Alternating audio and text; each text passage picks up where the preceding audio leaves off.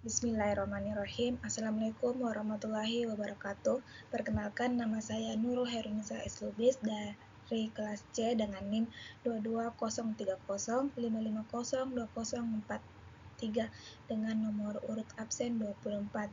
Di sini saya akan mengerjakan tugas isu mutakhir. Yang pertama itu ada gizi buruk. Nah, menurut Kementerian Kesehatan, gizi buruk adalah kondisi ketika asupan makanan seseorang itu tidak sesuai dengan kebutuhan nutrisi yang seharusnya. Gizi buruk juga dikenal dengan istilah malnutrisi. Gizi buruk dapat menyebabkan berat badan di bawah standar dan meningkatkan risiko penyakit. Jika tidak ditangani dengan tepat, gizi buruk dapat berujung pada kematian. Selanjutnya pembahasan itu ada dua, yaitu pertama itu 4 fase pada perawatan pengobatan gizi buruk pada balita, yang kedua 10 langkah tata laksana gizi buruk pada balita di layanan rawat jalan. Nah, yang pertama itu 4 fase pada perawatan pengobatan gizi buruk pada balita. Yang pertama ada fase stabilisasi. Fase stabilisasi merupakan fase awal perawatan yang umumnya berlangsung 1 hingga 2 hari, tetapi dapat berlanjut sampai 1 minggu sesuai kondisi klinik anak. Pemantauan pada fase stabilisasi dilakukan dengan mencatat tanda-tanda vital, yaitu denyut nadi, frekuensi pernapasan, suhu badan. Nah, tanda-tanda bahaya, derajat edema, asupan formula, frekuensi defekasi, konsisten feses, volumerum, dan berat badan. Fase stabilisasi adalah tahap awal dalam proses gizi buruk pada balita. Yang kedua itu ada fase transisi. Nah, fase transisi adalah masa peralihan dari fase stabilisasi ke fase rehabilitasi dengan tujuan untuk memberikan kesempatan tubuh untuk beradaptasi terhadap pemberian energi dan protein yang semakin meningkat. Pemantauan pada fase transisi sama seperti pada fase stabilisasi. Setelah stabilisasi, anak akan memasuki fase transisi. Tujuan fase ini adalah mempersiapkan tubuh untuk menerima asupan energi dan protein yang lebih tinggi secara bertahap. Pemantauan selama fase ini mirip dengan fase stabilisasi, termasuk mencatat perkembangan vital anak, frekuensi makan, dan tanda klinis lainnya. Yang ketiga itu fase rehabilitasi. Fase rehabilitasi adalah perawatan gizi buruk pada balita adalah tahap penting untuk memulihkan status gizi anak secara bertahap. Fase ini dapat diberikan di layanan rawat jalan maupun rawat inap.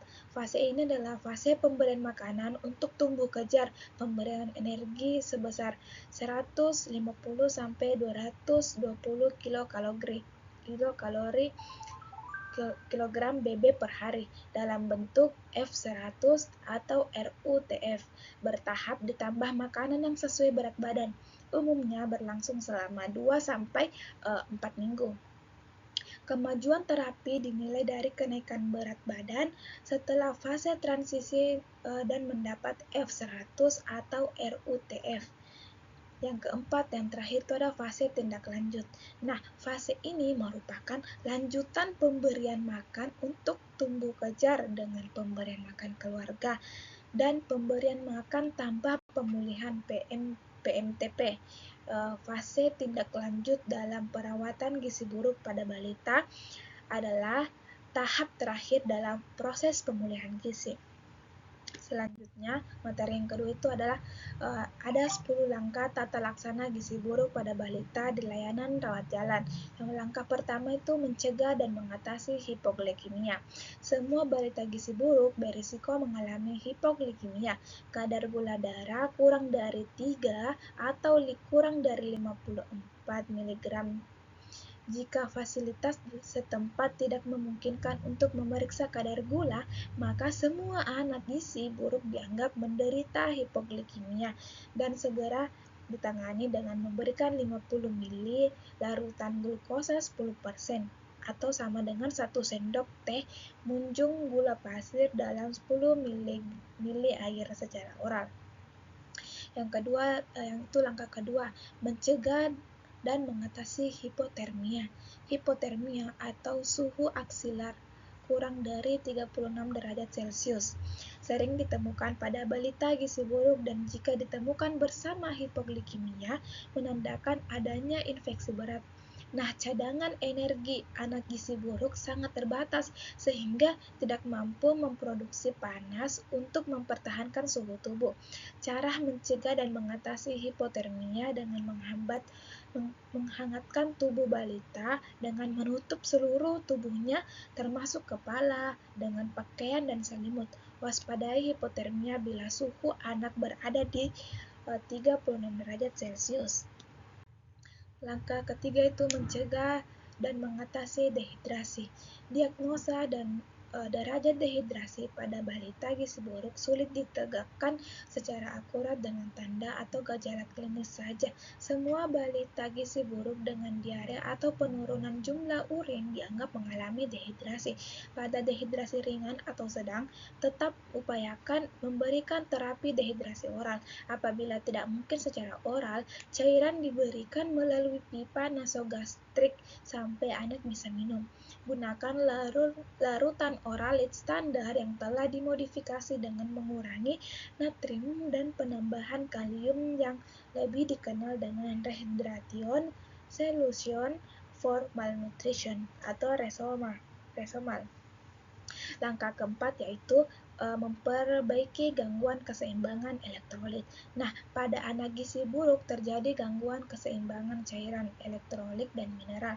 Untuk mengatasi gangguan keseimbangan elektrolit tersebut, maka diberikanlah mineral mix yang ditambahkan ke dalam formula WHO, formula 75 dan formula 100 dan Resolmar. Nah, tubuh anak gizi buruk relatif mengandung kadar natrium lebih tinggi dan kalium lebih rendah dibandingkan anak normal. Karena itu, pemberian cairan tidak boleh yang mengandung kadar natrium yang tinggi dan anak harus mendapatkan tambahan kalium. Jangan obati edema dengan diuretikum. Pemberian natrium berlebih dapat menyebabkan kematian. Selanjutnya, langkah kelima itu mengobati infeksi. Nah, balita gizi buruk seringkali menderita berbagai jenis infeksi, namun sering tidak ditemukannya tanda atau gejala infeksi bakteri, seperti demam. Karena itu, semua balita gizi buruk dianggap menderita infeksi pada saat datang ke fasilitas kesehatan dan segera diberi antibiotik. Hipoglikemia dan hipotermia seringkali merupakan tanda infeksi berat. Yang selanjutnya langkah keenam, memperbaiki kekurangan zat gizi mikro. Semua anak gizi buruk mengalami defisiensi vitamin dan mineral. Meskipun sering ditemukan anemia, zat besi tidak boleh diberikan pada fase awal. Zat besi baru diberikan setelah anak mempunyai nafsu makan yang baik dan mulai bertambah berat badannya. Biasanya ini pada minggu kedua mulai fase rehabilitasi. Nah, zat besi dapat memperberat infeksi bila diberikan terlalu dini. Pemberian zat gizi mikro sama dengan penjelasan sebelumnya. Bila balita gizi buruk mendapatkan RUTF dengan komposisi sesuai dengan rekomendasi WHO, maka tidak perlu diberikan suplementasi zat gizi mikro lagi, kecuali bila ditemukan tanda klinis kekurangan vitamin A pada mata dan atau ada riwayat penderita campak dalam 3 bulan terakhir.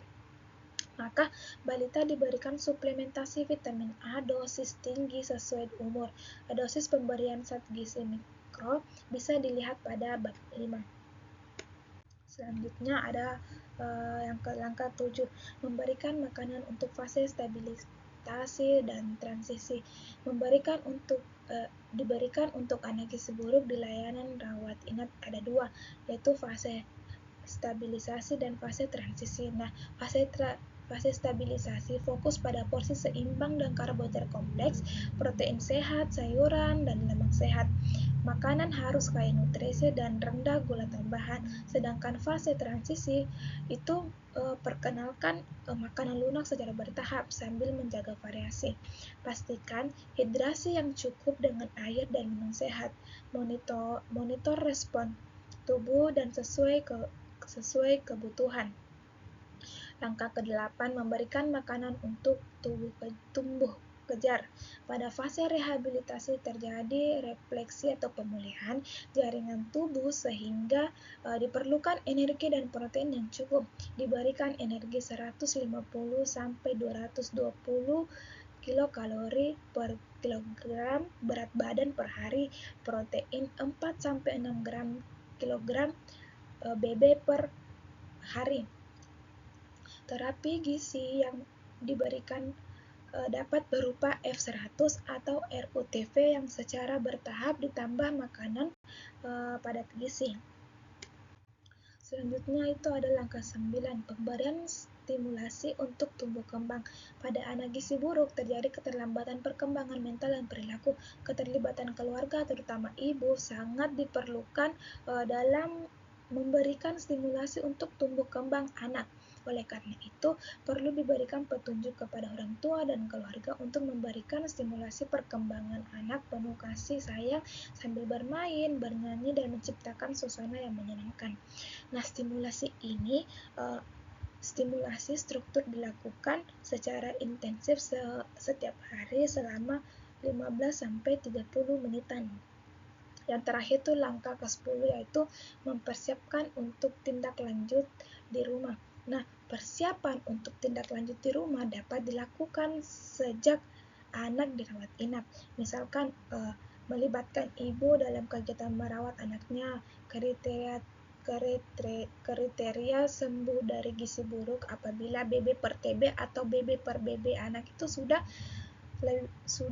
mencapai -2 SD dan atau hilangnya itu berada di angka 12,5 cm dan tidak ada pinting edema bilateral.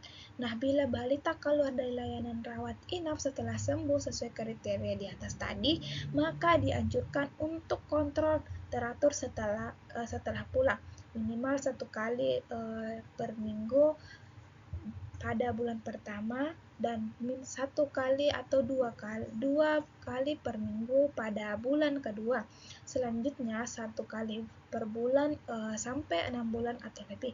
Nah, selain itu dianjurkan juga untuk melengkapi imunisasi dasar ataupun ulangan sesuai program PPI, program pengembangan imunisasi.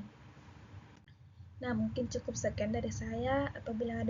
Apabila ada kata-kata yang salah, saya mohon maaf yang sebesar-besarnya. Akhir kata, wassalamualaikum warahmatullahi wabarakatuh.